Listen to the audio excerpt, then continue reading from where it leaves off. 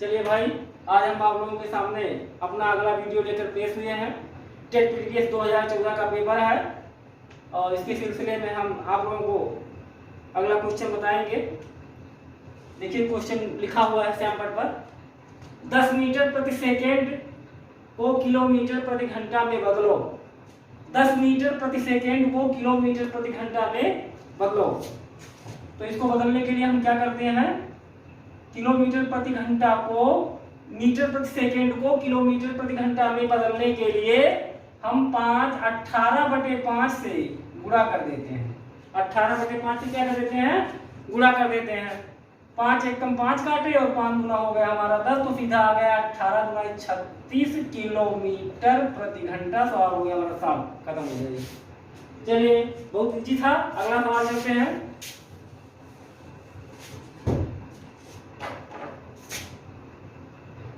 सवाल नंबर 13। देखिए प्रश्न पत्र आपके सामने है, टीटी 2014 का पेपर है। चित्र में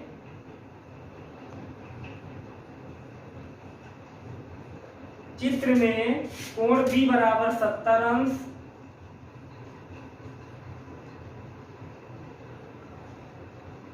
चित्र में कोण B बराबर 70 अंश, कोण C बराबर 60 अंश, ई BC का मध्य बिंदु है, ई BC का मध्य बिंदु है, ई BC का मध्य बिंदु है तथा F AB का मध्य बिंदु है।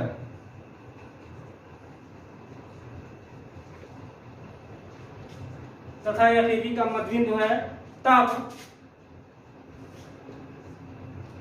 कोण FEB का मान है। तब कोण FEB का मान है।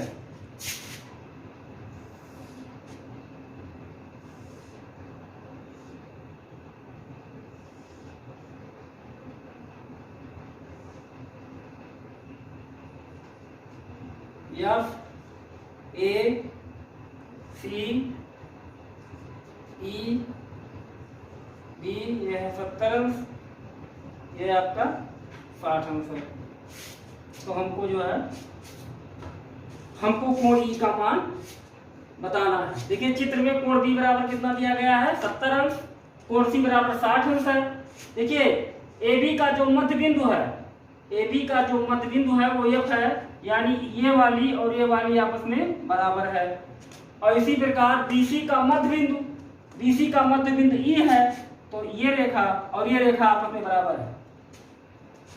अगर किसी त्रिभुज में जब दो रेखाओं का मध्य बिंदु दिया हो, तो उसमें जब दो रेखाओं का मध्य बिंदु हमें दिया हो और इसमें हमको कोण E ज्ञात करना है, तो ऐसी स्थिति में जब दो रेखाओं का मध्य बिंदु दिया हो तो दो रेखाएं आपस में बराबर हो जाती हैं।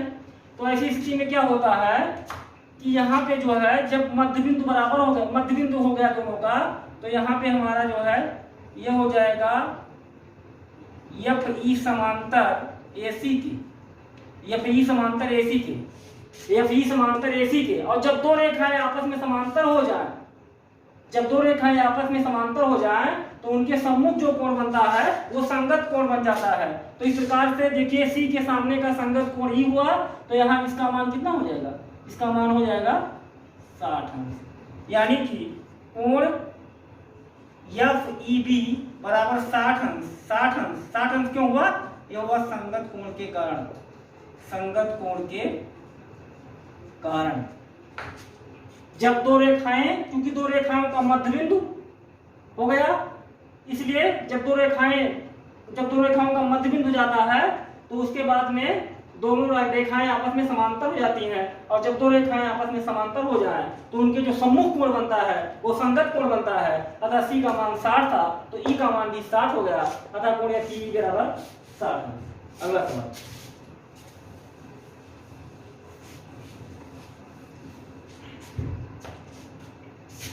सवाल नंबर 14।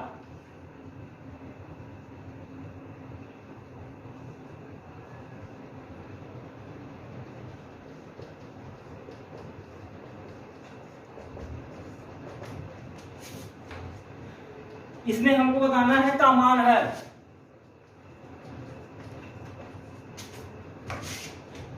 इसमें हमको कुछ नहीं करना है, बहुत आसान है।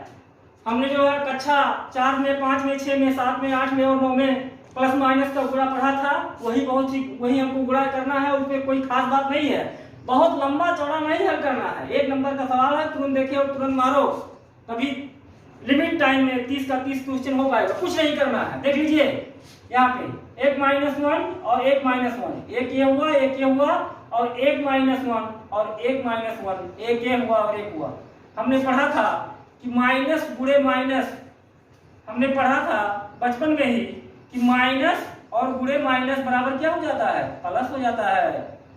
माइनस गुणे माइनस क्या हो जाता है, प्लस हो जाता है। देखिए यहाँ पे देखिए, माइनस गुणे माइनस इधर से ही शुरू करते हैं या इधर से शुरू कर लीजिए, कहीं से भी। ये देखिए माइनस गुणे माइनस, जब -1 का गुणे -1 में किए तो कितना आ गया, 1 आ गया। और जब इस -1 का इस -1 में किए, -1 गुणे -1 तो कितना आ गया, 1 आ गया। यानी ये दो माइनस मिलेंगे तो क्या बनाएंगे, प्लस बनाएंगे, और ये दो माइनस मिलेंगे तो क्या बनाएंगे, प्लस बनाएंगे।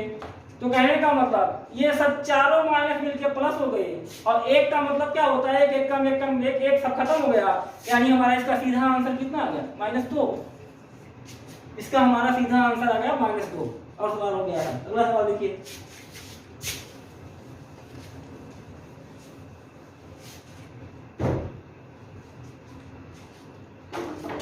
सवाल नंबर 15 है। यदि संख्या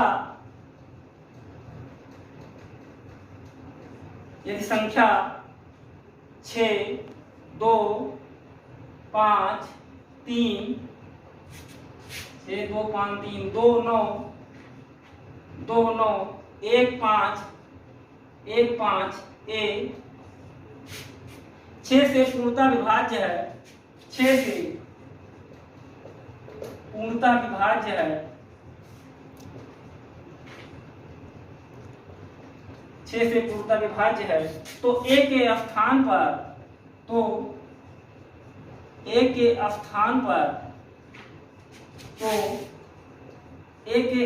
पर सबसे बड़ा अंक होगा।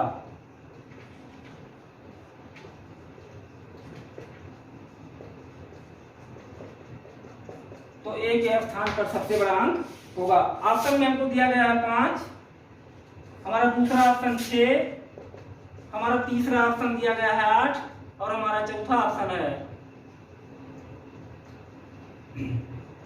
और हमारा चौथा ऑप्शन है 9। यदि संख्या 6, 2, 5, 3, 2, 9, 1, 5 और a, लास्ट में हमको दिया गया है a, लास्ट में हमको दिया गया है a, 6 से पूर्णतः विभाज्य है, तो a के स्थान पर सबसे बड़ा अंक होगा। यानी कहने का मतलब सीधा सीधा हुआ बराबर है कि 6, 2, 5, 3, 2, 9, 1, 5 और इसके बाद में a, और इसको हमको भाग किससे करना है, 6 से। अगर 6 से पूर्णतः विभाज्य है तो इन चारों में से कौन सा अंक a के स्थान पर रहेगा।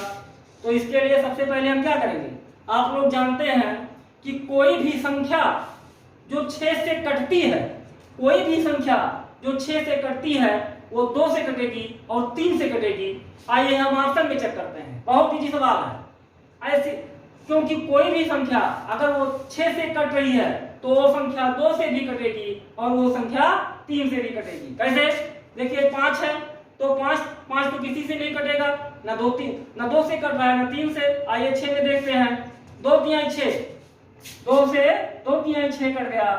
इसका मतलब ये हुआ, 6 का मतलब क्या है, इस 6 का मतलब है 2 गुणे 3। तो इसमें जो ऑप्शन में दिया गया है उसको 2 और 3 दोनों से कटना चाहिए। तो देखिए 5 तो कटेगा नहीं, ये होगा गलत हो गया। ये भी 3 से नहीं कटेगा, ये भी गलत हो गया। आइए 2 से 6 में देखते हैं, कट गया 2 तिहाई 6। और 3 से भी देखेंगे तो 3 गुना 6, यानी 6 ही ऐसी वो संख्या है जो 2 और 3 दोनों से कट रही। इधर आइए 2 से तो 4 कट गया, मगर 3 से भैया कटेगा नहीं, 3 से नहीं कटेगा। 3 से तो 9 कट जाएगा, 3 त्रिक 9, मगर 2 से कटेगा नहीं। तो ऐसी स्थिति में एक के स्थान पर क्या आएगा, यानी एक के स्थान पे आएगा 6 और हमारा आंसर हो जाएगा 6। क्योंकि जो संख्या 6 से कटती है वो संख्या 2 और 3 से भी कटनी चाहिए। ऐसी स्थिति में हमारा ऑप्शन हो गया 6, दैट इज आंसर। अगला सवाल देखिए।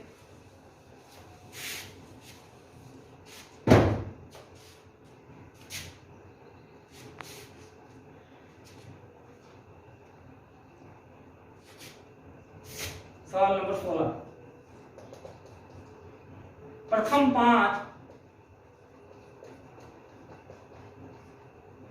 5 धन ऋण अभाज्य संख्याओं का योग है। अभाज्य संख्याओं का योग है। इसमें कुछ नहीं करना है, प्रथम 5 धन ऋण अभाज्य संख्याओं का योग है। देखिए अभाज्य संख्या का मतलब वो होता है कि जो संख्या खुद से जो संख्या या तो 1 से कटती है या अपने आप से कटती है उसको हम अभाज्य संख्या बोलते हैं। तो सबसे पहले लोग कहेंगे कि 1 भी अभाज्य संख्या है, नहीं, एक अभाज्य संख्या नहीं है, इसलिए हम 1 को नहीं लेंगे। तो सबसे छोटी हमारी अभाज्य संख्या, बच्चे बहुत भूल करते हैं, 1 कदाप अभाज्य संख्या नहीं है। अभाज्य संख्या 2 से शुरू होती है, क्योंकि 2 ही सबसे छोटी अभाज्य संख्या है। तो प्रथम 5 हमको लिखना है, तो कुछ नहीं करना है, 2 हुआ और 2 के बाद में हमारा 3 हुआ, 3 के बाद में हमारा 5 हुआ, 5 के बाद में हमारा 7 हुआ, और 7 के बाद हम 9 नहीं लेंगे क्योंकि 9 कट जाता है। तो 7 के बाद में हमारा क्या होगा, 11 होगा। अभाज्य का मतलब जो 1 से कटे या तो अपने आप से कटे और किसी तीसरे से नहीं कटता है। तो इसको जब हम टोटल जोड़ देंगे तो हमारा आ जाएगा 28 और दैट हमारा क्या हो जाएगा, आंसर। बहुत बहुत धन्यवाद। अगला वीडियो हम शाम को फिर 7 बजे डालेंगे। आप लोग बहुत मेहनत से पढ़िए, टीटी की परीक्षाएं नजदीक हैं, क्योंकि अगर आप लोग मैथमेटिक्स में पास हो जाएंगे, मैथमेटिक्स में जो 20 का स्कोर कर लेता है वो टीटी को निकाल लेता है। और हम आपको रोज 2 वीडियो देंगे और 2011 से लेकर 2020 तक का संपूर्ण साल बनाएंगे। और हमारे चैनल को सब्सक्राइब करें, मेहनत से और लगन से पढ़ें। बहुत बहुत धन्यवाद। आपका दिन शुभ हो। जय जय।